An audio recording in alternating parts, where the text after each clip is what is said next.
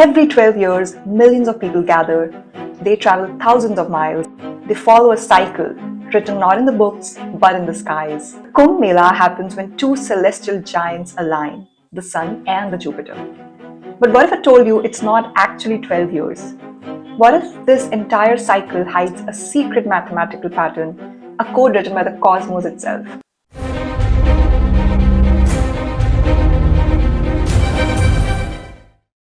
Well, they say that the gods designed the Kumbh Mela, but the truth?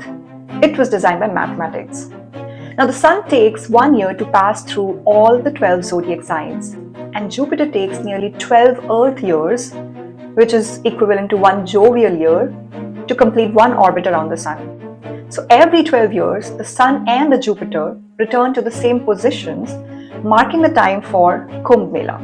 But here's where things get strange. Jupiter doesn't take exactly 12 years to complete one orbit around the Sun. It takes 11.86 years. A small difference, but one that changes everything. Imagine a clock that's just a tiny bit slow. At first, you don't notice anything, but after a few years, the difference starts adding up. That's exactly what happens here.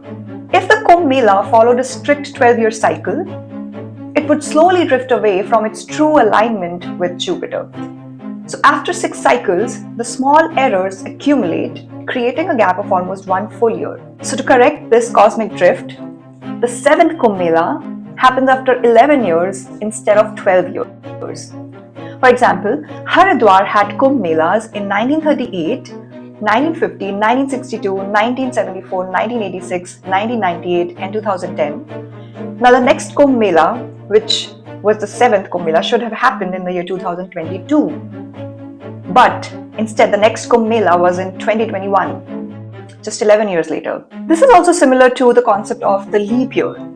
Now, I'm sure you know that after every 4 years we have a leap year which has an extra day, February 29th, and we call that year a leap year. Have you ever wondered why February has 29 days every 4 years? Because the Earth doesn't orbit the Sun in exactly 365 days. It actually takes 365.24 days. That small extra time keeps adding up, and so every 4 years, the difference adds up to 1 day. And that's why we add a leap day to reset the calendars. So you just apply the same logic to the Kumbh Mela.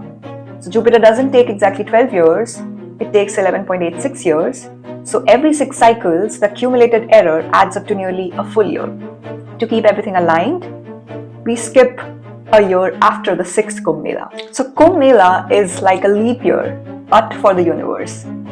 So whether it's festivals, calendars, or planets, everything follows the rules of numbers. The question is, can you see them?